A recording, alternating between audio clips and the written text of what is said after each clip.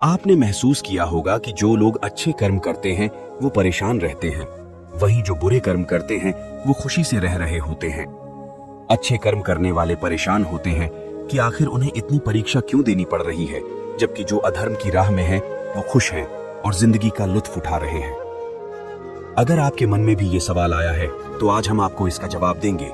ये जवाब वो है जो भगवत गीता में लिखा है और श्री कृष्ण ने अर्जुन को दिया था। भगवत गीता में वर्णित कथा के अनुसार जब भी अर्जुन के मन में कोई दुविधा होती थी तो वो श्री कृष्ण के पास पहुंच जाते थे। एक बार की बात है, अर्जुन भगवान श्री कृष्ण के समीप आकर कहा कि वो दुविधा में है और इसका जवाब वो श्री कृष्ण से चाहते हैं। श्री कृष्ण ने पूछा कि क्या सवाल है।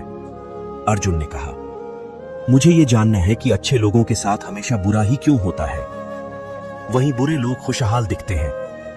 अर्जुन के मुंह से ऐसी बातें सुनकर श्री कृष्ण मुस्कुराए और कहा, मनुष्य जैसा सोचता है और महसूस करता है वैसा कुछ नहीं होता है, बल्कि अज्ञानता की वजह से वो सच्चाई नहीं समझ पाता है। अर्जुन उनकी ये बात समझ नहीं पाए। इसके बाद श्री कृष्ण ने क्या कहा, मैं तुम्हें एक कथा सुनाता हूं, उसे सुनकर तुम समझ जाओगे कि हर प्राणी को उसके कर्म के हिसाब से ही फल मिलता है। प्रकृति हर किसी को अपनी राह चुनने का मौका देती है। अब वो मनुष्य की इच्छा पर निर्भर करता है कि उसे धर्म की राह चुननी है या अधर्म की। कथा शुरू करते हुए श्री कृष्ण ने कहा, एक नगर में दो पुरुष रहा करते थे। एक पुरुष व्यापारी था जिसके जीवन में धर्म की बहुत महत्ता थी। वो पूजा पाठ में यकीन रखता था। वो हर रोज मंदिर जाता था और दान धर्म भी करता था और हर रोज भगवान की पूजा करता था। वहीं दूसरा पुरुष बिल्कुल विपरीत था। वो हर रोज मंदिर तो जाता था लेकिन पूजा करने नहीं, बल्कि मंदिर के बाहर से जूते चप्पल चुराने। उसे दान और धर्म से कोई लेना देना नहीं था। समय बीतता गया और एक दिन बहुत जोर की बारिश हो रही थी। इस वजह से मंदिर में पुजारी के अलावा कोई नहीं था। ये बात जब दूसरे पुरुष को पता चली तो उसने कहा कि ये सही मौका है मंदिर का धन चुराने का। पंडित से नजर बचाकर उसने मंदिर का सारा धन चुरा लिया। उसी समय धर्म कर्म में विश्वास रखने वाला व्यक्ति भी मंदिर पहुंचा। दुर्भाग्य से मंदिर के पुजारी ने उसे ही चोर समझ लिया और चिल्लाने लगे। वहां लोग एकत्र हो गए और उसे बहुत मारा। किसी तरह वो बचते बचाते वहां से निकला तो दुर्भाग्य ने उसका साथ वहां भी नहीं छोड़ा।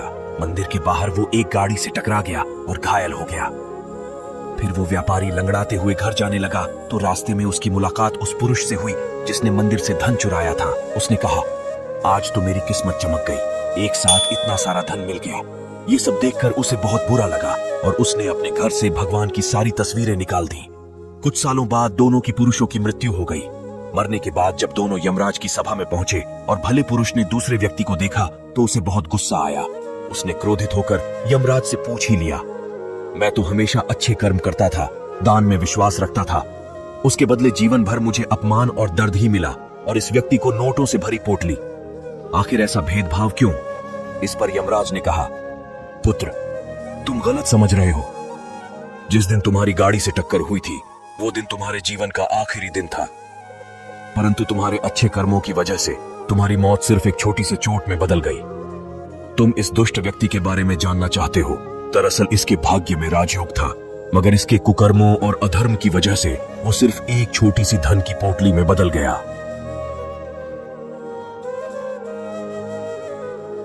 कथा सुनाने के बाद श्री कृष्ण अर्जुन से कहते हैं, पार्थ, क्या अब तुम्हें तुम्हारे सवाल का जवाब मिल गया?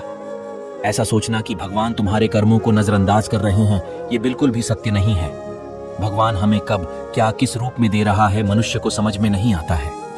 मगर आप अच्छे कर्म करते रहें तो भगवान की कृपा हमेशा बनी रहती है। इसलिए अपने अच्छे कर्मों को बदलना नहीं चाहिए, क्योंकि उसका फल हमें इसी जीवन में मिलता है।